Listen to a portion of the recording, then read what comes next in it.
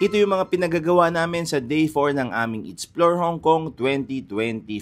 Ang dami ulit namin nagawa at una, nag-book kami ng Ngongping 360 cable car at Tai O Pass. Agahan nyo mga kids kasi medyo maraming tao, pero maganda dito kapag nakaklok kayo, ang dali lang nung pila. Masiskip nyo yung mahabang pila at pwede kayong mag-book nitong Crystal Cabin for the views. Ang ganda. Hindi siya nakakatakot, nakakatuwa siya. Kahit yung mga bata, tuwang-tuwa mga kaisas. After ilang minutes lang sa napakabang cable car, nasa Ngongping Village na kami.